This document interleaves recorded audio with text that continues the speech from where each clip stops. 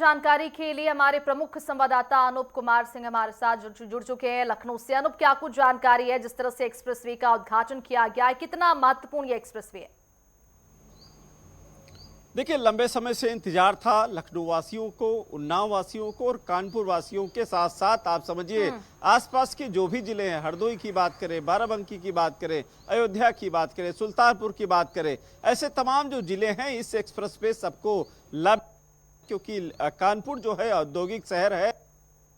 पूरे तमाम जिलों को इस तमाम जो लोग हैं वो प्राय आना जाना उनका रहता है, चाहे उद्योग के के काम से या फिर तमाम ऐसे काम हैं, लगातार उनका आना जाना रहता था। अभी तक जिस तरीके से एक लंबा इस सफ़र करने के लिए करीब 3 से सवा 3 घंटे तक लग जाते थे, क्योंकि अमूमन देखने को मिलता था बंथरा से और लखनऊ के बीच की जो दूरी है ये इसमें करीब 1 से 1.5 घंटा तक 2 घंटे तक जाम में लोग फंस जाया करते थे।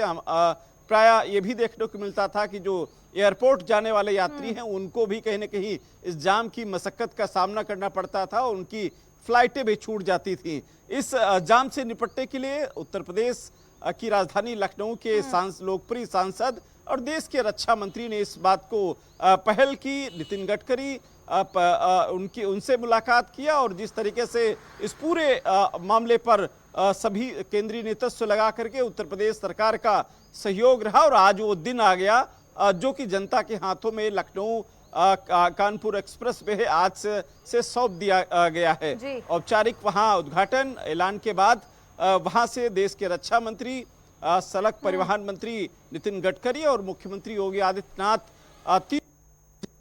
धरती पर पहुंचे, क्योंकि एक्सप्रेस वे का सबसे ज्यादा गुड़ सफर तय करता है तो उन्नाव जिले में तय करता है और यही वजह है कि वहां पर झाऊ खेड़ा वहां पर पहुंच करके इसको उद्घाटन वहां से लखनऊ का रास्ता भी उसी एक्सप्रेस वे से तय किया जाएगा। करीब 250 वीवीआईपीज उसमें काफिले में शामिल होंगे, खासकर मुख्यमंत्री योगी आदित्यनाथ, रक्षा मंत्री राजनाथ सिंह, परिवहन मंत्री केंद्रीय नितिन गडकरी, उनके साथ तमाम जनप्रतिनिधि हैं। पंकज चौधरी भाजपा के प्रदेश इस काफिले में शामिल हैं। दिनेश शर्मा राज्यसभा सांसद हैं, वो भी इस काफिले में शामिल होंगे। उत्तर प्रदेश के दोनों उप मुख्यमंत्री ब्रजेश पाठक, केशव प्रसाद मौर्य भी इस काफिले में शामिल होंगे। विधानसभा अध्यक्ष सतीश महाना भी इसी काफिले में। कुल मिला के तमाम वीवीआईपी की लंबी चौड़ी लिस्ट है। करीब 250 लोग आज वहां से कानपुर से लखनऊ उत्तर प्रदेश सफर करेंगे और ये बड़ी सौगात मिली है। और आपको बताते चले कि अब सफर का जो समय है वो घटकर 3 घंटों से मात्र 40 मिनट का हो जाएगा इस एक्सप्रेसवे के बनने के बाद।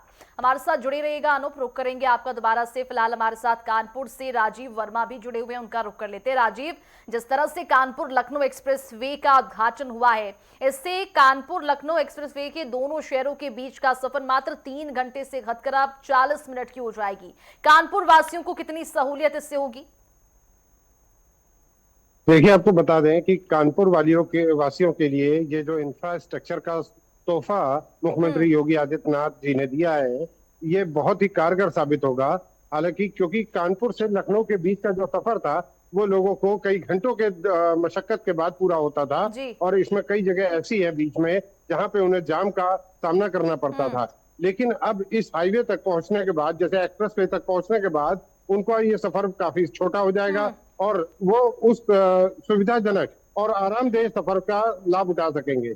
इस सफर का लाभ उठाने के बाद, हालांकि ये टोल अभी इन पे जो बताया गया है, जो टोल इनको महंगा पड़ेगा सफर के दौरान, लेकिन फिर भी लोग ऐसे सुखद सफर का आनंद जरूर लेना चाहेंगे ऐसे। बिल्कुल। और राजीव, ये भी बताइएगा कि इस एक्सप्रेसवे के बनने के बाद व्यापारियों की अगर हम बात करें तो उनको कितना लाभ होने वाला है, क्योंकि कानपुर के व्यापारी अक्सर लखनऊ जाते रहते हैं। अब ये सफर 3 घंटों से घटकर मात्र 40 मिनट का हो गया है। किस तरह से लाभ उनको मिलेगा? जैसा कि आपने बताया कि व्यापारिक दृष्टिकोण जो देखा जाए तो व्यापारिक दृष्टिकोण से ये व्यापारियों के लिए काफी लाभप्रद है, क्योंकि इसमें समय की बचत उनकी काफी होगी। जो समय वो अपना पूरा सफर में दे रहे थे, जो परेशानियां वो रास्ते के जाम में झेल रहे थे, उन सारी परेशानियों से अब वो बचेंगे और अपना समय का सुबेरे जाके और शाम तक वापसी का पूरा कार्यक्रम अपना तय कर लेंगे।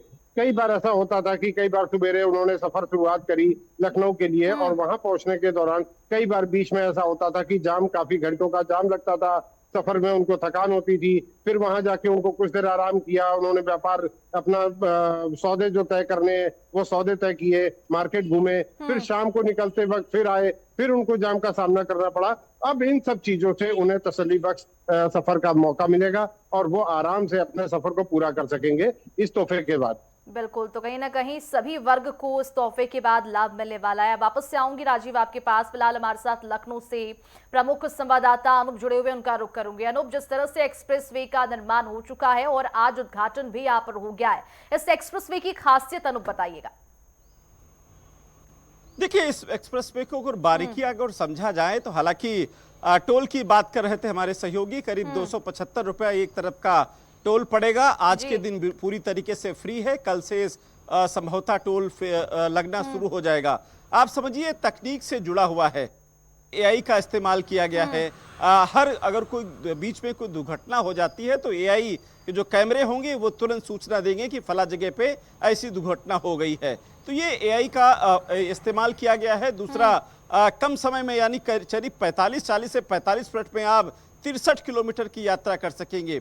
500 मेगावाट का एक सोलर जो यहाँ उसमें हब लगाया गया है, जिससे पूरी एक्सप्रेस वे की जो तकनीक का इस्तेमाल यानी लाइटें का संचालन से लगा करके हर एक चीज सोलर सिस्टम से जोड़ा गया है। यानी बिजली की कोई दिक्कत नहीं अगर सोलर सिस्टम पूरा काम करेगा और पूरे यातायात को सुरक्षित और पूरे सबको सफर कराएगा। इसमें बाइक की पाबंदी लगाई है कि बाइक की आने जाने की अनुमति उस पर नहीं होगी, 4 व्हीलर ही कार्स वगैरह चलेंगी, क्योंकि इसकी स्पीड भी काफी ज्यादा है। 120 किलोमीटर के हिसाब से उसमें चल सकते हैं, लेकिन 120 किलोमीटर के ऊपर अगर आप उस पर किसी वाहन को वहां चलाते हैं तो आपका एआई द्वारा चालान आ जाएगा, आपको जुर्माना भरना पड़ सकता है। तो ये तकनीक है। बाकी जो इस पूरे रास्ते में फ्यूल की भी वहां पर व्यवस्थाएं की गई, यानी पेट्रोल पंप भी आपको रास्ते में मिलेंगे, उसकी भी व्यवस्था की गई है। ट्रामा सेंटर की भी व्यवस्था की गई है। अगर कोई दिक्कत होती है, इलाज की व्यवस्था जरूरत पड़ती है तो आपको इसी 63 किलोमीटर के अंदर भी आपको इलाज की भी सुविधा मिलेगी। तो कुल मिला के सभी चीजों को ध्यान में रखते हुए, सभी सहूलियतों का ध्यान रखते हुए और अत्याधुनिक जो सुविधाओं से ये आपने बताया कि एआई का भी इस्तेमाल एक्सप्रेसवे के निर्माण में किया गया है। सीसीटीवी कैमरे जगह जगह पर लगाए गए हैं, जिससे कि मॉनिटरिंग समय समय पर होते रहे। बात अगर मॉनिटरिंग टीम की जाए तो किस तरह से ये टीम काम करेगी? देखिए, कंट्रोल रूम बनाया गया है। उस कंट्रोल रूम में हर सीसीटीवी कैमरे एआई तकनीक के द्वारा वहां पूरी फीड वहां पर बैठी पूरी देखी जा सकती है। और जो कंट्रोल रूम के संचालन में तमाम जो वहां पर कर्मचारी लगाएंगे, उनकी ड्यूटी लगाई जाएगी। और वहां पर एक वाहन भी खड़ा रहेगा कि अगर कोई ऐसी सूचना आती है, कोई दुर्घटना होती, तो बचाव के लिए वहीं से दस्तावेज रवाना हो जाएगा। तो आप समझिए कि ये 63 किलोमीटर की यात्रा है, लेकिन इस पर पूरी तरीके से सुरक्षित यात्रा बनाने के लिए, सुखद यात्रा बनाने के लिए तमाम जो अत्याधुनिक जो सुविधाएं हैं वो देने के लिए तकनीक का इस्तेमाल किया गया है। इतना ही नहीं, उत्तर प्रदेश में लगातार जिस तरीके से इंफ्रास्ट्रक्चर बढ़ रहा है, वैसे वैसे तकनीक भी कहीं ना कहीं इंफ्रास्ट्रक्चर में बढ़ाया जा रहा है। और ये लखनऊ और कानपुर की जो दूरियां हैं वो समझिए आसान हो गई। आप समझिए कि तो कहीं ना कहीं दूरियां तो आसान होगी ही। उत्तर प्रदेश वासियों को एक और बड़ी सौगात मुख्यमंत्री योगी आदित्यनाथ की ओर से दी गई है। एक्सप्रेसवे का उद्घाटन कार्यक्रम आज रखा गया और काफी महत्वपूर्ण ये एक्सप्रेसवे होने वाला है, क्योंकि इससे जो है वो समय सीमा भी घटी है। तमाम जानकारी के लिए आप दोनों का बहुत शुक्रिया।